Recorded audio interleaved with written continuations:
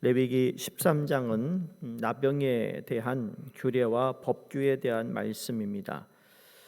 이스라엘 백성들 가운데 나병에 걸린 사람을 분별하는 방법과 사람이 나병에 걸리면 어떻게 해야 하는지에 대한 방법에 대해 알려주고 있는 내용입니다.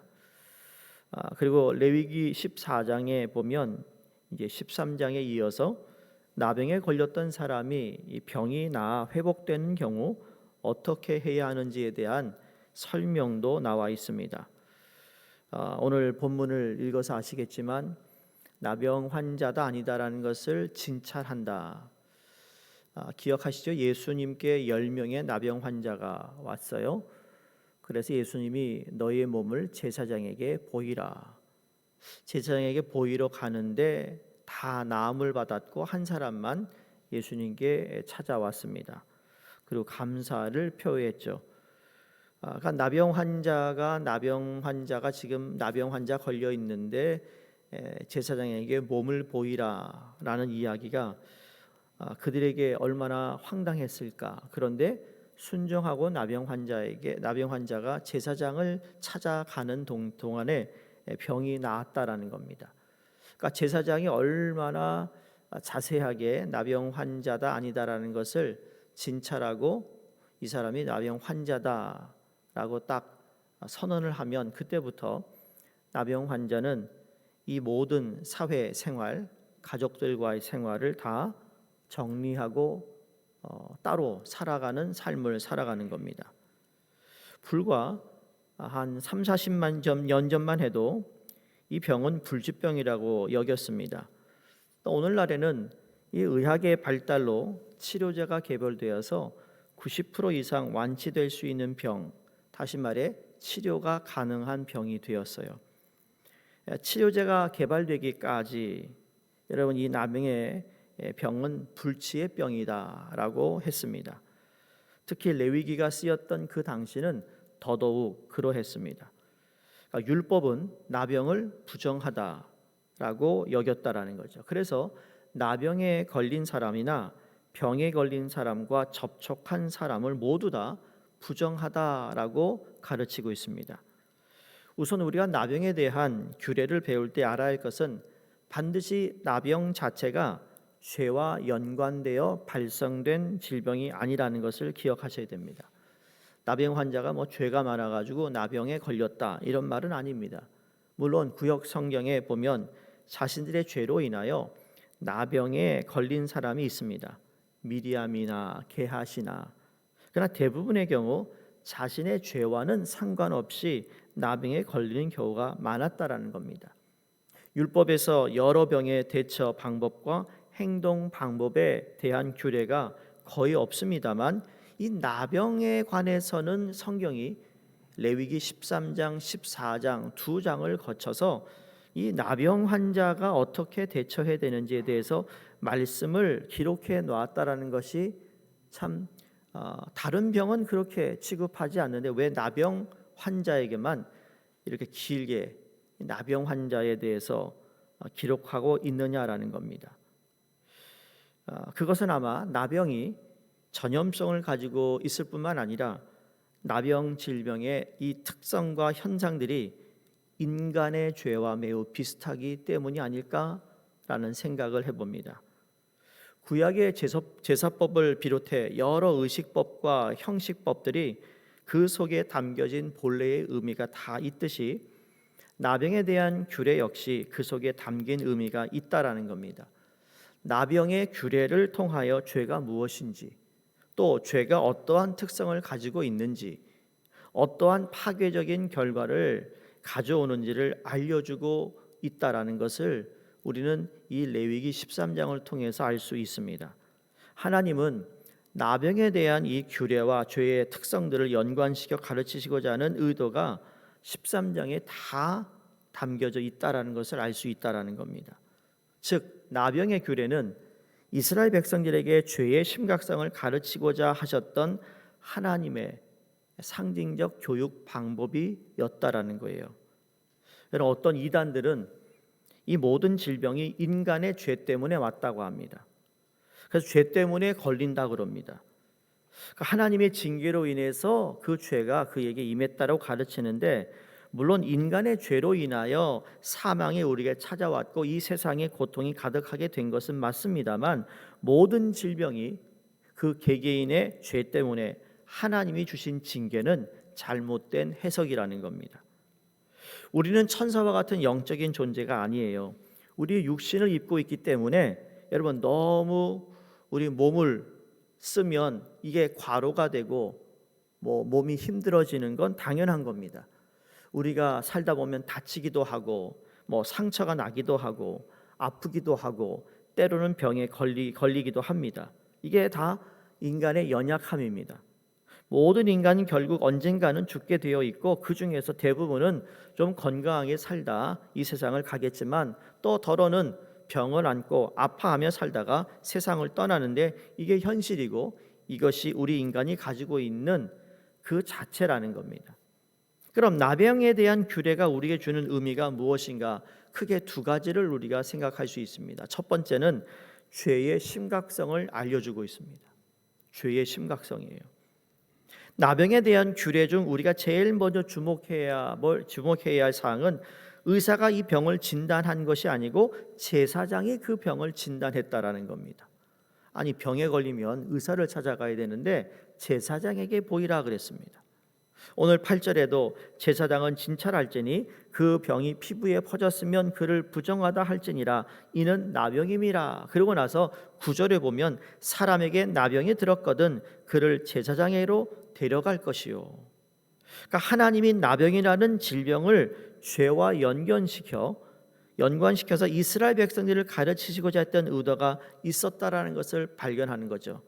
그래서 나중에 보면 나병이 나은 사람은 속건제를 드리라고 명령되어 있습니다. 기억하시죠? 레위기 1장, 2장, 3장, 4장, 5장을 보면서 하나님께 드려야 할 번제, 속죄제, 속건제, 화목제, 이렇게 하나님께 드려야 할 제사가 있었어요.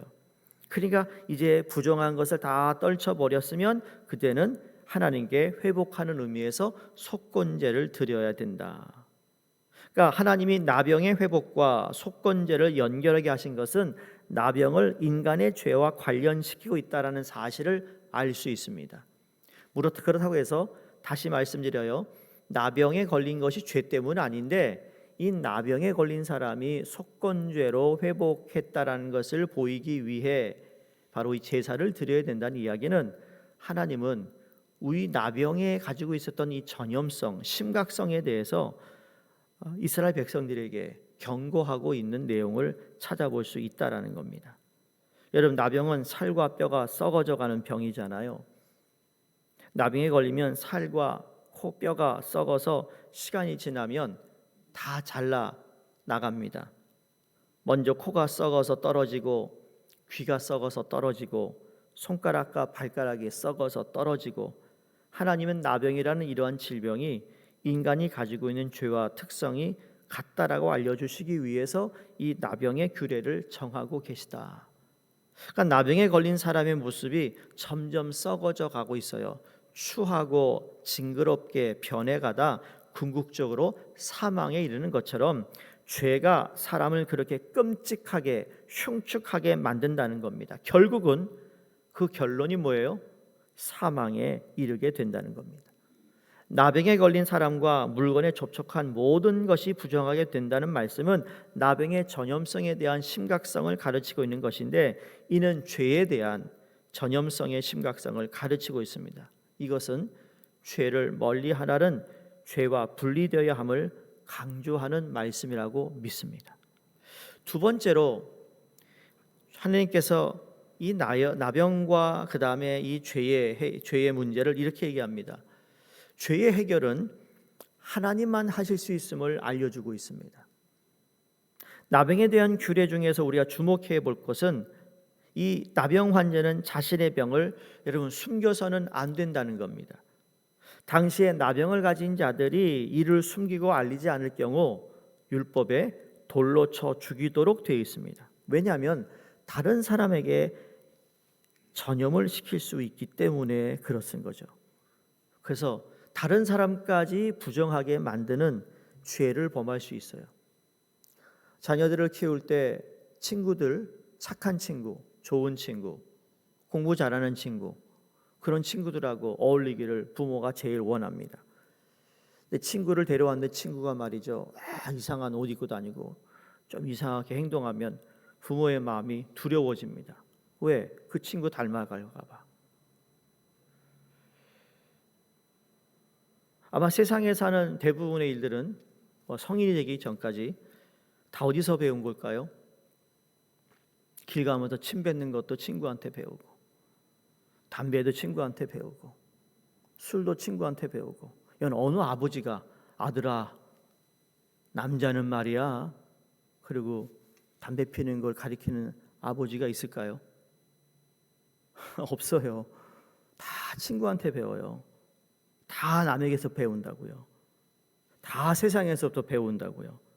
근데 세상에 하는 모든 일들이 다 선한 건 아니거든요.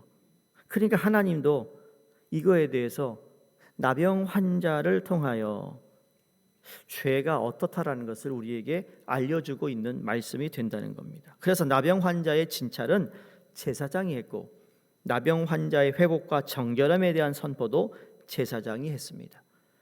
이는 죄 역시도 숨기지 말고 하나님 앞에 나아가 진실되게 고백하고 회개하라는 의미가 담겨져 있습니다. 나병에 대한 모든 것을 제사장에게 보이라는 말씀은 하나님께 맡기고 하나님께 자신의 모든 죄를 고하라고 하시는 말씀입니다. 죄를 하나님 앞에 솔직히 고백하는 것에 대해 가장 좋은 예는 여러분 구약 성경의 다윗이 아닐까 생각해 봅니다. 시편 32편에 다윗이 1절에서 5절에 이렇게 고백합니다. 내가 입을 열지 아니할 때에 종일 신음함으로 내 뼈가 쇠하였도다. 주의 손이 주야로 나를 누르시오니 내 진액이 빠져서 여름 가뭄에 마름같이 되었도다. 내가 이르기를 내 허물을 여호와께 자복하리라 하고 주께 내 죄를 아뢰고 내 죄악을 숨기지 아니하였더니 곧 주께서 내 죄악을 사하셨나이다. 표현이 참 그래요. 내 진액이 빠져서 여름 가뭄에 마름같이 되었다. 내 몸에 있는 모든 물기가 다 빠져가지고요, 말라 비틀어지게 되었다라는 거죠. 무엇 때문에? 죄 때문에. 그런데 내가 그 하나님께 자복하고 회개를 구했더니 그 하나님이 내 죄악을 다 용서하셨다. 이건 다윗뿐만 아니라 하나님은 하나님 앞에 나와서 자복하고 회개하면 용서해 주시는 분임을 우리가 잘 알고 있습니다. 이건 성경 전체에서 우리에게 알려주고 있는 진리입니다. 그래서 죄를 간과하거나 숨기지 말아야 한다는 거죠. 그러므로 제사장을 찾아간다는 것은 죄를 해결하시는 하나님을 찾아가 그분께 나의 모든 죄를 고백해야 한다는 의미가 담겨져 있습니다. 또 하나 흥미로운 것은요, 여러분 성경에서 나병을 치료한다, 고친다라는 말을 사용하지 않는다는 점입니다. 병은 고쳐야 되고 병은 치료가 돼야 되는데 성경에서는 이걸 고친다, 치료 대신 깨끗이 한다라고 사용하고 있어요. 나병의 속성이 인간의 죄악과 유사함을 암시해주고 있기 때문이라고 저는 생각합니다. 성경은 나병을 영적으로 인간의 죄성과 비유하신 것이라는 말씀이에요. 우리들의 죄악을 용서받는 것과 나병이 낫는 것이 같은 원리라는 것이에요. 여러분 읽지 않았는데요, 레위기서 13장 45절에서 46절 성경 한 장을 넘기시면 여러분 45절과 46절 우리 함께 읽어보겠습니다. 시작. 나병 환자는 옷을 찢고 머리를 풀며 윗입술을 가리고 외치기를 부정하다 부정하다 할 것이요 병 있는 날 동안은 늘 부정할 것이라. 그가 부정한즉 혼자 살되 진영 밖에서 살지니라. 이 말씀은 나병으로 진단받은 사람들이 행해야 할 행동을 이야기합니다. 이런 행위는 자신이 부끄러운 인간이며 죽은 인간임을 드러내는 행동입니다. 복음서를 보면 여러분 예수님께 찾아왔던 10명의 나병 환자들이 주님께 가까이 접근하지 못하고 멀리 서서 주여 우리를 불쌍히 여기소서, 깨끗하게 해주세요라고 고함 지릅니다. 이 말씀의 의도는 죄를 범한 자는 숨기지 말고 하나님께 나와 용서함을 받아야 된다는 겁니다. 내가 나병 환자입니다. 난 부정합니다. 이 이야기를 할 때 이스라엘 사람들은 뭘 느끼죠? 저 사람이 나병 환자이거나 부정한 것을 만졌거나 저 사람을 가까이 하면 안 되겠구나. 사람들이 다 안다는 얘기예요. 마찬가지로 나의 부족하고 하나님께 지은 죄를 그냥 가만히 입들 다물고 침묵하고 모르는 척, 안 한 척, 그게 아니라 하나님께 나와 하나님 나를 불쌍히 여겨 주시옵소서, 나의 죄를 용서하여 주시옵소서, 하나님께 나와 용서를 구해야 된다는 사실을 우리가 이 말씀을 통해 깨닫습니다. 사랑하는 성도님들, 우리의 몸과 마음 그리고 우리들의 일상의 삶을 거룩하고 깨끗하고 순결하게 죄를 멀리하는 삶을 살아야 될 줄로 믿습니다. 근데 나도 모르는 사이에 죄의 영향을 받아요. 죄와 접촉을 하게 돼요. 그러므로 우리는 늘 하나님께 나아가 우리의 죄를 고백하고 회개해야 한다는 것은 다 알고 있는 사실입니다. 그럼에도 불구하고 우리는 때로 나의 죄를 숨기죠. 왜 숨길까요? 다른 사람이 보지 않았고 다른 사람이 캐치하지 않았으니까 숨길 수 있다고 생각하지만 하나님 앞에서는 숨길 죄가 하나도 없다라는 겁니다. 우리는 하나님께 나올 때마다 벌거벗은 몸으로 내 몸에 어떤 치장을 해서 가리고 커버하고 나오는 삶이 아니라 여러분, 하나님께 나올 때만큼은 우리의 모든 가지고 있는 생각, 마음에 두고 있는 것들, 내가 행했던 모든 것을 하나님이 다 보고 듣고 계셨다라는 것을 기억하며 우리 대속의 우리 구원자가 되시는 예수 그리스도 앞에 오늘도 내일도 나병 환자와 같은 이러한 태도, 부정하다 사람이 가까워하지 못하도록, 그러나 그럼에도 불구하고 나를 불쌍히 여기소서라고 외쳤던 여러분, 그들의 외침이, 그들의 고백이 또 우리의 고백이 될 수 있기를 주의 이름으로 부탁드립니다. 기도하겠습니다. 하나님, 레위기서 오늘 말씀을 통해 나병 환자들이